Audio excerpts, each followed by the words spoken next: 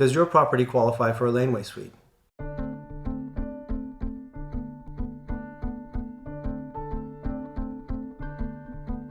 Hi there, I'm Andrew Sorbara.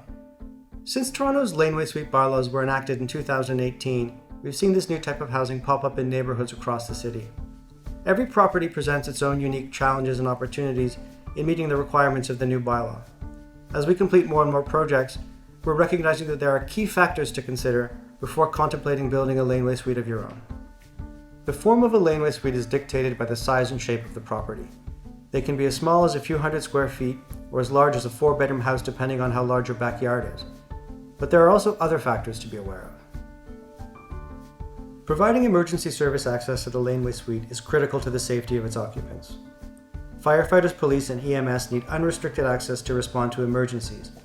This access also makes it easier for day-to-day things like food deliveries and access to mail delivery and garbage pickup areas.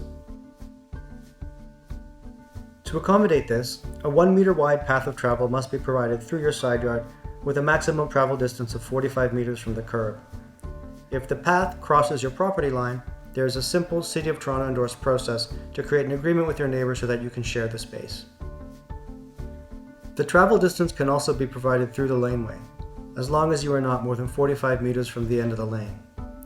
There is also a requirement for a total travel distance of 90 meters to the nearest fire hydrant. This distance is premised on the notion that a fire truck will park on the street and run a 45-meter hose to the front door and another 45-meter hose to the hydrant. Another requirement that affects eligibility is rear yard depth. The bylaws prescribe a minimum separation from the rear wall of the house to the front wall of the laneway suite. A 2-story laneway suite requires a 7.5-meter separation distance. There is also a requirement that reduces shadow impacts in small lot situations called an angular plane. The angular plane can be penetrated by a small dormer. If you can accommodate a greater separation, however, it is possible to eliminate the angular plane and have a vertical facade. 1-story laneway suites only require a 5-meter separation. We find this type of unit is more suitable for shallow rear yards. It's also possible to elevate the ground floor to provide a partially exposed basement, as long as the overall height remains under 4 meters. Subgrade work, however, increases construction cost, but does allow smaller properties to accommodate 2 levels of functional space, so the extra cost is usually worth it.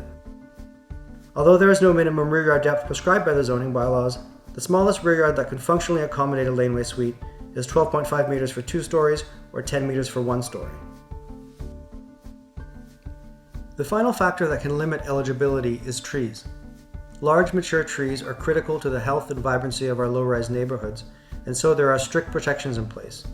The city prescribes tree protection radii that cannot be encroached upon by new construction. Typically, our buildings have to remain at least 2 meters away from mature trees, although the distance changes depending on health, quality, and the species of the tree. If you have a tree in your rear yard or close by on your neighbor's property, we may have to adjust the building footprint and seek additional approvals. In some rare cases, approvals will not be granted if a significant tree might be negatively impacted.